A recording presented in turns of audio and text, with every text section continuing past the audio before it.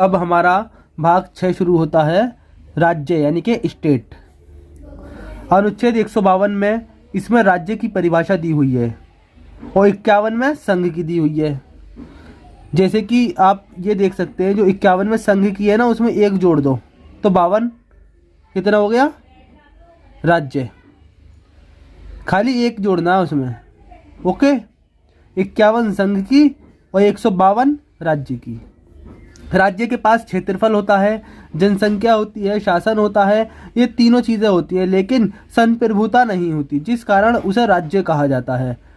इसका जो उल्लेख है 152 से लेकर 237 तक भाग 6 में आता है। इसका एकमात्र अपवाद जो है वो जम्मू कश्मीर था, लेकिन वो अब नहीं है। पहले क्या था, जम्मू कश्मीर था, लेकिन अब भी वो नहीं है। ओके, फिर हम देखते हैं राज्यपाल यानी कि राज्य का जो, जैसे कि यहाँ पर मैंने 51 में संघ कहा तो संघ का राष्ट्रपति होता था, 152 में मैंने राज्य कहा तो राज्य का क्या होता है, राज्यपाल होता है। ओके, यानी कि गवर्नर।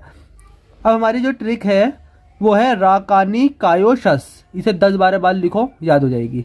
राकानी कायोशस, राकानी कायोशस 153 से लेके 169 तक, इससे आपको याद हो जाएंगे आर्टिकल्स। है तो आर्टिकल्स 152 से लेकर 237 तक राज्य के बारे में, लेकिन राज्यपाल के बारे में खाली जितना राज्यपाल के बारे में याद करना है हमें, वो 153 से लेकर 159 तक, सॉरी 153 से 159 तक राकानी कायोशस। 153 में राज्यपाल, रा से राज्यपाल जो कि कनाडा से लिया गया है।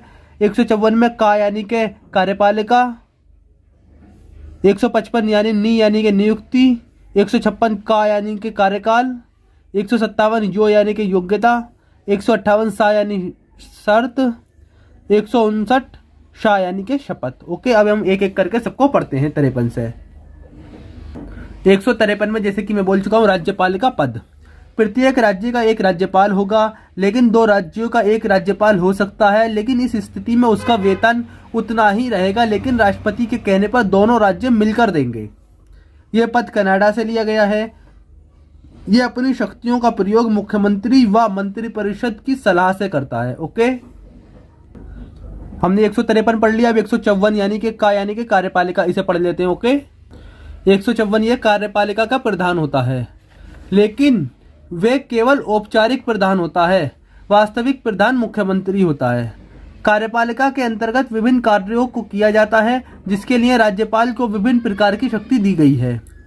सीएम की नियुक्ति यानी मुख्यमंत्री की नियुक्ति एवं पद एवं शपथ कौन दिलाता है, वो राज्यपाल ही दिलाता है। मुख्यमंत्री की नियुक्ति, पद और शपथ वगैरह राज्यपाल कराता है। ओके, अब इसकी शक्तियां देख लेते हैं हम। विभिन्न प्रकार की शक्तियां दी गई हैं राज्यपाल को। कार्यकारी शक्ति, इसके तहत राज्यपाल मुख्यमंत्री, मंत्री तथा विभिन्न प्रकार की पदाधिकारियों की नियुक्ति करता है। विधायी शक्ति में देख लेते हैं, ये नियम कानून से संबंधित होती है। इसके तहत राज्यपाल विधानमंडल को सत्र को बुलाते हैं तथा सत्रावसान करते हैं। मतलब किसी विधेयक को कानून बनाने के लिए जब बुलाएगा तो उसे सत्र कहा जाता है, और जब बनने के बाद भेज देगा वापस विधायकों को तो वो सत्रावसान कहा जाता है। वे विधेयक पर जब तक हस्ताक्षर नहीं करता तब तक विधेयक जो है कानून नहीं बना सकते हैं। तीसरा देखते हैं वित्तीय शक्ति। इसके तहत राज्यपाल आकस्मिक निधि से धन निकाल सकता है तथा पंचायतों में वित्तीय स्थिति के सुधार के लिए राज्य वित्त आयोग का गठन करता है। क्षमादान शक्ति को देख लेते हैं। अनुच्छेद 161 के तहत राज्यपाल सजा को माफ कर सकता है, और 72 के अकॉर्डिंग कौन कर सकता है, 72 के अकॉर्डिंग राष्ट्रपति। ओके, लेकिन राज्यपाल सेना की सजा तथा मृत्यु दंड को माफ नहीं कर सकता, जबकि जो राष्ट्रपति है वो सेना की सजा को भी माफ कर सकता है और मौत की सजा को भी, मृत्यु दंड को भी। राज्यपाल की आपातकालीन शक्ति, राज्यपाल को आपातकालीन शक्ति प्राप्त नहीं है, लेकिन राष्ट्रपति शासन के दौरान राज्य की जो सारी शक्तियां होती हैं वो राज्यपाल के हाथों में चली जाती हैं। ओके, अब देखते हैं हम 6 नंबर पर विवेकाधिकार शक्ति। इसके तहत राज्यपाल अपने विवेक का प्रयोग करता है। यह तब किया जाता है जब किसी को भी बहुमत ना मिले। इस स्थिति में राज्यपाल किसी भी दल के नेता को मुख्यमंत्री बना देता है और 30 दिन के अंदर बहुमत सिद्ध करने को कहता है। 7वां देखते हैं विशेषाधिकार शक्ति। इसके तहत राज्यपाल को अनुच्छेद 14 के अपवाद के स्वरूप में कुछ विशेष अधिकार है। राज्यपाल पर उसके पद के दौरान आपराधिक मुकदमा नहीं चलाया जा सकता, लेकिन दीवानी मुकदमा यानी पैसों का मुकदमा चलाया जा सकता है। जब वे पद से हटेंगे तो उन पर आपराधिक मुकदमा भी चलाया जा सकता है। राज्यपाल राज्य के सभी विश्वविद्यालयों का चांसलर यानी कि कुलाधिपति होता है। ओके, रिमार्क में देख लेते हैं। राष्ट्रपति के पास जब कोई विधेयक आता है तो वह उस विधेयक को लौटा सकता है या जेबी वीटो कर सकता है, जबकि राज्यपाल को किसी विधेयक को एक बार लौटा सकता है। राज्यपाल किसी विधेयक को एक बार लौटा सकता है, जेबी वीटो भी कर सकता है तथा राष्ट्रपति को भेजने के लिए विधेयक को सुरक्षित भी रख सकता है। इसका मतलब यह है कि राज्यपाल को विवेकाधिकार शक्ति राष्ट्रपति से अधिक है। ओके, हमने 53 पढ़ लिया, 54 पढ़ लिया, 55 देखते हैं, यानी कि नियुक्ति। ओके, राज्यपाल की नियुक्ति। 155 में राज्यपाल की नियुक्ति की चर्चा है। इसकी नियुक्ति प्रधानमंत्री की सलाह पर जो है वो राष्ट्रपति करते हैं। ओके, राज्यपाल की जो है दोहरी भूमिका होती है। कौन सी भूमिका? दोहरी भूमिका। एक तो वो राज्य का प्रमुख होता है और दूसरा संघ का एक एजेंट होता है। नियुक्ति को हम थोड़ा और विस्तार से पढ़ लेते हैं। संविधान सभा की प्रांतीय संविधान समिति ने यह सुझाव दिया था कि राज्यपाल का जनता द्वारा प्रत्यक्ष चुनाव होना चाहिए, लेकिन संविधान सभा में इस पर आम सहमति नहीं बनी थी। कृष्णाचारी, जीवी पंत तथा बीजी खैर आदि निर्वाचित राज्यपाल के पक्ष में थे, जबकि डॉक्टर भीमराव अंबेडकर और नेहरू मनोनीत राज्यपाल चाहते थे। संविधान सभा ने कनाडा के संविधान का अनुसरण करते हुए राज्यपाल को मनोनीत किए जाने की पद्धति को अपनाया। भारत में संघात्मक शासन है, लेकिन देश की एकता को बनाए रखने के लिए केंद्र का राज्यों पर नियंत्रण होना भी आवश्यक समझा गया। ओके, अब हम देखते हैं आर्टिकल 156। आर्टिकल 156 में का यानी कि कार्यकाल के बारे में चर्चा है। ओके, इसमें कहा गया है कि राज्यपाल का कोई निश्चित कार्यकाल नहीं होता, वह राष्ट्रपति के प्रसाद पर्यंत यानी कि इच्छा अनुसार अपने पद पर रहते हैं। ओके, अब देखते हैं हम 157 यानी कि योग्यता को। ओके, योग्यता में क्या दे रखा है? 157 राज्यपाल की योग्यताओं में वह भारत का नागरिक हो, पागल या दिवालिया ना हो, लाभ के पद पर ना हो, कम से कम 35 वर्ष आयु हो। ओके, अब 158 यानी कि शर्त में देख लेते हैं हम। 158 में राज्यपाल के लिए शर्त है, वह संसद या विधानमंडल में से किसी का भी सदस्य नहीं होना चाहिए, वह उस राज्य का निवासी नहीं होना चाहिए जिस राज्य का वह राज्यपाल बनने जा रहा है। ओके, अब 159 यानी शपथ के बारे में देख लेते हैं हम। 159 राज्यपाल की शपथ। राज्यपाल की शपथ हाईकोर्ट का मुख्य न्यायाधीश दिलाते हैं। ओके, यह संरक्षक, रक्षक व सुरक्षा की शपथ लेता है। 160 एक ऐसी आकस्मिक स्थिति जिसकी चर्चा संविधान में नहीं है, उसे नियंत्रित करने के लिए राज्यपाल को राष्ट्रपति बोल सकते हैं। ऐसी जो इमरजेंसी स्थिति है जो कि जिसकी चर्चा संविधान में नहीं है, उसे नियंत्रण यानी कि कंट्रोल करने के लिए राज्यपाल को राष्ट्रपति बोल सकते हैं। 161 में राज्यपाल की क्षमतान शक्ति है, ये फांसी तथा कोर्ट यानी कि सेना की सजा को माफ नहीं कर सकता, बाकी सजा को माफ कर सकता है, जबकि राष्ट्रपति सेना की और सेना की सजा और जो फांसी की सजा होती है, मृत्यु दंड होती है, उसे भी माफ कर सकता है। 162 में राज्य की कार्यपालिका शक्ति का विस्तार राज्यपाल करेगा, ये कहा गया है। 162 में कहा गया है कि राज्य की कार्यपालिका शक्ति का जो विस्तार है वो राज्यपाल करेगा। 163 में राज्यपाल की सहायता एवं सलाह के लिए एक मंत्री परिषद होगा जिसके अध्यक्ष मुख्यमंत्री होंगे। ओके, 163 में कहा गया है कि राज्यपाल को सहायता एवं सलाह के लिए एक मंत्री परिषद होगा जिसके अध्यक्ष मुख्यमंत्री यानी कि सीएम होंगे। ओके, संविधान में राज्यपाल के ट्रांसफर का प्रावधान नहीं है। संविधान में जो है राज्यपाल के ट्रांसफर का प्रावधान नहीं है, और वेतन राज्यपाल को जो है राज्य की संचित नीति से दिया जाएगा।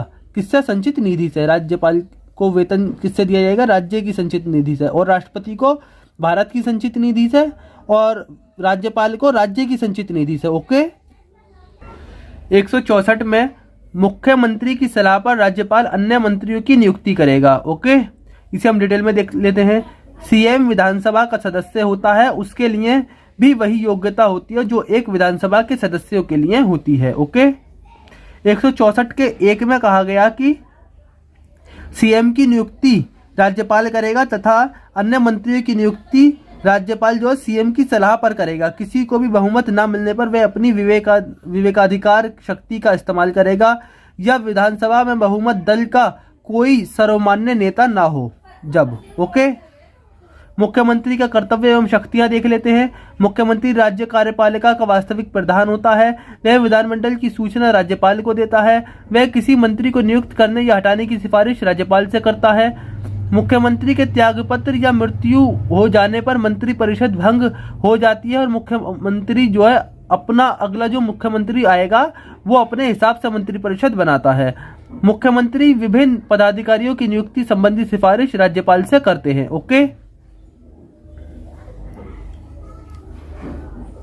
अब हम देखते हैं कि 91वें संविधान संशोधन 2003 द्वारा राज्य मंत्रिपरिषद में मंत्रियों की अधिकतम संख्या मुख्यमंत्री सहित विधानसभा की कुल संख्या का 15% निश्चित की गई है। विधानसभा की कम सदस्य वाले छोटे राज्यों के लिए कम से कम 12 मंत्रियों का प्रावधान है। इस संवैधानिक संशोधन अधिनियम में लागू किया गया, मतलब नियम बनाया गया है। अब मंत्रियों की श्रेणियां देख लेते हैं हम। राज्य मंत्रिपरिषद में भी 3 प्रकार के मंत्री होते हैं, मतलब 3 श्रेणियां होती हैं। कैबिनेट मंत्री, राज्य मंत्री और उपमंत्री। कैबिनेट मंत्री प्रथम कोटि का मंत्री होता है, वही सरकार की नीतियों का संचालन करता है। कैबिनेट मंत्री के बाद राज्य मंत्री आते हैं। ये मंत्री 2 प्रकार से कार्य करते हैं। कुछ मंत्री राज्य मंत्री स्वतंत्र रूप से विभाग को संभालते हैं, कुछ किसी कैबिनेट मंत्री की सहायता करते हैं। जैसा कि मैं कह दूं, ये राज्य मंत्री है, यह मंत्रिमंडल का सदस्य नहीं होते हैं। और उपमंत्री, इन्हें स्वतंत्र रूप से कोई भी विभाग नहीं दिया जाता। ओके, अब हम देखते हैं अनुच्छेद 165 यानी कि महाधिवक्ता। राज्य सरकार को कानूनी सहायता देने के लिए एक महाधिवक्ता होता है। यह राज्य सरकार का प्रथम विधि अधिकारी होता है। वह विधानमंडल की कार्यवाही में भाग लेता है, लेकिन उसका सदस्य नहीं होने के कारण मतदान नहीं करता है। वह राज्यपाल के प्रसाद पर्यंत अपने पद पर रहता है। इसकी योग्यता हाईकोर्ट के जज के बराबर होती है। इसकी योग्यता हाईकोर्ट के जज के बराबर होती है। कम से कम 10 वर्ष तक ये न्यायिक पद धारण किया होना चाहिए। 10 वर्ष तक हाईकोर्ट के वकील के रूप में कार्य किया होना चाहिए इसे। ओके, अनुच्छेद 168 को देखते हैं हम। विधानमंडल के भवन की चर्चा है। आप ये देखें, इसमें 11 जोड़ दिया जाए यानी कि 69 79 तो क्या हो जाता है संसद, और 11 घटा दिया जाएगा अगर संसद में से तो विधानमंडल। ऐसे भी याद कर सकते हो आप। विधानमंडल राज्य के कानून बनाने वाली एक संस्था है। विधानमंडल के 3 अंग होते हैं, विधानसभा, विधानमंडल परिषद और राज्यपाल। जैसे संसद के 3 अंग होते हैं ना, लोकसभा, राज्यसभा और राष्ट्रपति, इसी तरह इसमें भी विधानसभा, विधानमंडल परिषद और राज्यपाल। विधानमंडल के 2 सदन होते हैं, जैसे संसद के 2 सदन होते हैं, राज्यसभा और लोकसभा, ऐसे ही विधानमंडल के भी 2 सदन होते हैं, विधानसभा और विधान परिषद। ओके, अब देखते हैं हम कि पॉइंट ऑफ व्यू में देखते हैं। मंत्री परिषद सामूहिक रूप से विधानसभा के प्रति उत्तरदायी होता है। यदि विधानसभा किसी मंत्री के विरुद्ध प्रस्ताव पारित कर दे तो समस्त मंत्रिपरिषद को त्यागपत्र देना होता है। इस कारण मंत्रिपरिषद को जो भी निर्णय लिए जाते हैं तो सभी मंत्रियों को इस निर्णय का समर्थन करना पड़ता है, भले ही वे किसी व्यक्तिगत रूप से सहमत हो या ना हो। लेकिन किसी मंत्री के भ्रष्ट आचरण दोष के लिए मंत्री ही उत्तरदायी होता है, ना कि समस्त मंत्रिपरिषद। आर्टिकल 166 में कहा गया कि राज्य सरकार के कार्य का संचालन के बारे में चर्चा है। आर्टिकल 166 में राज्य सरकार के कार्य के संचालन के बारे में चर्चा है। 167 में राज्यपाल को सीएम की जानकारी का कर्तव्य होना चाहिए, मतलब राज्यपाल को मुख्यमंत्री की जानकारी का कर्तव्य, प्रशासन संबंधी जानकारी, विधान विषयक और प्रशासन संबंधी जो जानकारी है सीएम की, उसका किसे पता होना चाहिए? राज्यपाल को होनी चाहिए। सीएम राज्यपाल को विधानसभा को भंग करने की परामर्श दे सकता है। मुख्यमंत्री राज्यपाल से ये कह सकता है कि आप विधानसभा को भंग कर दें, मतलब परामर्श दे सकता है। ओके, आर्टिकल 169 में कहा गया है कि इसमें विधान परिषद के सर्जन की चर्चा है। 80 में राज्यसभा की चर्चा है, तो 11 जोड़ दो, 169 में तो 80 हो जाता है, 80 में से 11 घटा दो तो इसमें 169 में विधान परिषद के सर्जन की चर्चा है। जिन राज्यों को विधान परिषद का निर्माण करना है वहां की विधानसभा इसका प्रस्ताव पारित कर संसद को भेजेगी। संसद के अनुमोदन के बाद उस राज्य में विधान परिषद बना दिया जाता है। 170 में विधानसभा की चर्चा है। जैसे कि 81 में लोकसभा की चर्चा है, इसमें से 81 में से 11 घटा दो तो 170 में विधानसभा की चर्चा है। ओके, विधानसभा भंग हो सकती है, इसे अस्थायी सदन या निम्न सदन कहा जाता है। इसके बहुमत के आधार पर सीएम यानी मुख्यमंत्री बनता है, इसे प्रथम सदन कहते हैं। इसका चुनाव जनता के प्रत्यक्ष करती है जनता, इसलिए प्रत्यक्ष सदन कहा जाता है। इसका सदस्य बनने के लिए न्यूनतम आयु 25 वर्ष होनी चाहिए, अतः इसे युवाओं का सदन कहा जाता है। विधानसभा के 2 सत्रों के बीच 6 महीने से अधिक का अंतराल नहीं होना चाहिए। मतलब 2 सत्र जो चलते हैं उनके बीच में 6 महीने से ज़्यादा का गैप नहीं होना चाहिए। 84वें संविधान संशोधन 2001 के अनुसार राज्य विधानसभा की सीटें 2026 के बाद होने वाली पहली जनगणना के बाद पुनः निर्धारित की जाएंगी। संसद को ये शक्ति प्राप्त है कि वह किसी भी राज्य में विधान परिषद का सर्जन तथा समाप्त कर सकती है। विधानसभा का अध्यक्ष का चुनाव विधानसभा के सदस्यों के द्वारा सामान्य बहुमत यानी कि सर्वसम्मति से किया जाता है। जैसे कि आप यहाँ देख सकते हैं विधानमंडल 168 और इसकी जो गणपूर्ति है ना वो 1/10 यानी कि न्यूनतम संख्या 10 1/10 होनी चाहिए कुल सदस्यों की, या न्यूनतम संख्या 10 होनी चाहिए। ये यहाँ पर एमएलसी कहलाता है विधानसभा में, और विधान परिषद वाले एमएलसी कहलाते हैं। अधिकतम संख्या एमएलओ की मतलब इसमें कितनी होनी चाहिए 500, और न्यूनतम कितनी होनी चाहिए 60। इसका विघटन हो सकता है विधानसभा का। ये निम्न स्थायी सदन है, इसका प्रत्यक्ष रूप से चुनाव होता है, ये प्रथम सदन कहलाता है। इसके लिए 25 वर्ष आयु होनी चाहिए, और इसका विघटन नहीं हो सकता किसका, विधान परिषद का। ये उच्च अस्थायी सदन है, इसमें अप्रत्यक्ष रूप से मतदान होता है, और ये 30 वर्ष से ऊपर होने चाहिए इसके लोग, इसलिए इन्हें बूढ़ों का सदन भी कहा जाता है।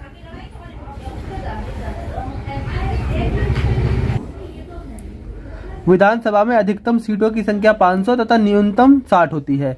सिक्किम में 60 से कम सीटें हैं, सिक्किम में 60 से भी कम सीटें हैं। अनुच्छेद 171 कहता है कि विधान परिषद, अनुच्छेद 171 विधान परिषद, इसकी चर्चा 171 में है। इसका विघटन नहीं हो सकता, मतलब ये भंग नहीं हो सकती, अतः इसे उच्च या स्थायी सदन कहा जाता है। इसका चुनाव जनता अप्रत्यक्ष रूप से करती है, जैसे कि मैं ऊपर सब डिटेल में बता चुका हूं आपको। धन विधेयक को विधान परिषद में केवल 14 दिनों के लिए ही रोका जा सकता है। यह पश्चिम बंगाल पॉइंट ऑफ व्यू में देखें आप, पश्चिम बंगाल में 1971 में, पश्चिम बंगाल में 1971 में, पंजाब में 1971 में तथा तमिलनाडु में 1986 ईस्वी में विधान परिषद हटा दिया गया।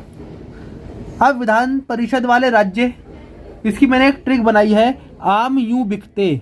विधान परिषद वाले राज्य आम यू बिकते, 6 राज्यों में विधान परिषद है।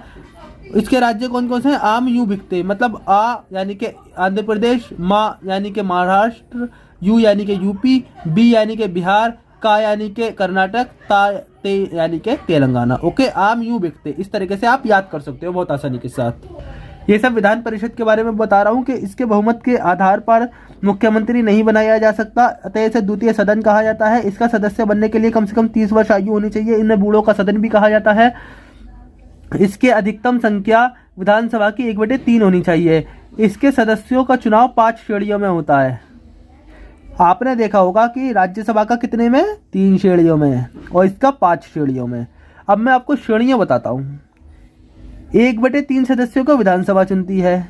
ओके, 1/3 सदस्यों को स्थानीय निकाय यानी पंचायत चुनती है।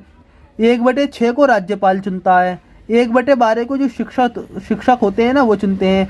तो 1/12 को स्नातक यानी कि ग्रेजुएशन वाले जो स्टूडेंट होते हैं, पास हुए हुए स्टूडेंट जो होते हैं वो चुनते हैं। जैसे कि मैं आपको एग्जाम्पल के तौर पे बताता हूँ, जैसे बिहार है, विधान परिषद है, बिहार विधान परिषद, इसमें 75 सीटें हैं एग्जाम्पल।